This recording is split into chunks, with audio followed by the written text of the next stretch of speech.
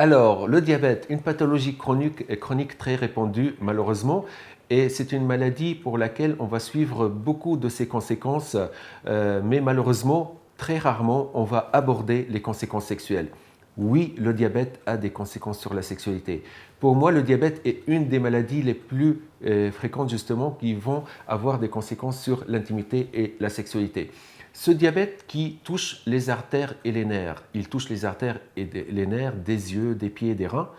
En tout cas, le patient diabétique est suivi au niveau ophtalmologique, au niveau rénal. On va surveiller les ulcères justement chez le diabétique, mais rarement les fois où on va poser la question sur la sexualité. Or, ce diabète qui touche les artères et les nerfs des yeux, des pieds et des reins, touche les artères et les nerfs de la verge. Et bien évidemment, justement, chez tout diabétique, pour moi, il y a un trouble de l'érection jusqu'à preuve du contraire. Alors, le problème, c'est que justement, la question n'est pas posée, alors que les diabétiques, des fois, n'attendent que ça.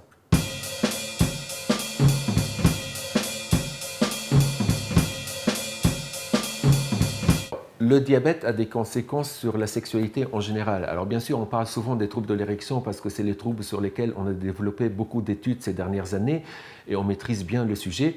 Mais bien sûr, ça va toucher chez l'homme aussi les troubles de l'éjaculation où justement ça va interférer aussi avec le fonctionnement hormonal. Du coup, ça peut toucher la libido, le désir. Mais chez la femme diabétique aussi, on a des conséquences avec la sécheresse vaginale, les difficultés à obtenir l'orgasme pour obtenir l'excitation. Alors ce diabète aussi va influencer la sexualité de la femme diabétique. Alors vous voyez bien que ça touche cette intimité, cette pathologie, et le tout c'est de parler encore une fois du sujet. Parce que de nos jours, on a des moyens, même chez le patient diabétique, on a les moyens pour aider et traiter à ce niveau. C'est-à-dire, on voit bien que ça joue sur la sensibilité quelque part, alors du coup, la réponse sexuelle est diminuée. Et à partir de là, il y a justement moins de sensations. Et qui dit moins de sensations, ça veut dire plus de difficultés pour obtenir l'orgasme et obtenir le plaisir lors du rapport. Alors, chez le diabétique, dans la population diabétique, on a mené des études justement et les chiffres ont été assez parlants. La majorité des diabétiques n'attendent que ça. Que ça veut dire qu'on leur parle de leurs troubles sexuels, où justement ils considèrent que la prise en charge par le corps médical est très insuffisante à ce niveau-là.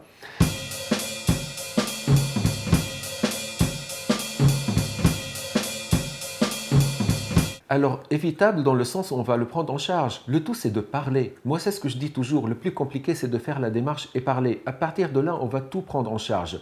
D'ailleurs, dans le cadre du diabète, on a des traitements qui vont être plus spécifiques parce qu'on va pouvoir évaluer justement, admettons, les perturbations qui vont exister au niveau hormonal, adapter le traitement, je parle pour la sexualité, et rétablir justement cette sexualité. Alors, dans le cadre de diabète même, on a des traitements qui vont être remboursés. C'est vrai que dans le cadre des traitements pour la sexualité, peu les traitements qui sont remboursés, mais par exemple, dans certaines indications, notamment qui touchent le diabète, on a des traitements qui vont être pris en charge.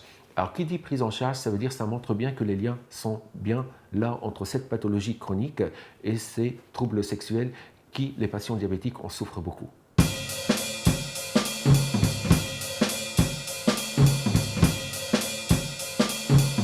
Il n'y a pas trop tard. Il n'est jamais trop tard parce qu'on a de nos jours beaucoup de moyens. Et d'ailleurs, puisqu'on parle du diabète et troubles de la sexualité, je voudrais quand même dire un chiffre qui est assez parlant.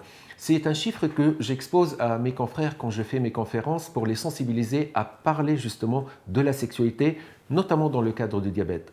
Dans le cadre du diabète, lors d'une étude, on a découvert que 43% des patients diabétiques arrêtent leur traitement pour le diabète parce qu'ils ont découvert qu'il y avait un problème ou des conséquences sur la sexualité. 43%. Est-ce qu'on peut s'autoriser de nos jours de voir un diabète complètement déséquilibré parce qu'on n'a pas pris la peine de parler du problème sexuel? Et c'est un exemple assez courant que j'ai justement au cabinet. Non, on n'a pas le droit de voir un diabète déséquilibré parce que tout simplement, on n'a pas posé la question sur la sexualité. Alors, les conséquences sexuelles sont là, oui, mais on a les moyens. Le tout, c'est de parler du sujet et à partir de là, on va adapter le traitement qui permet de retrouver une sexualité.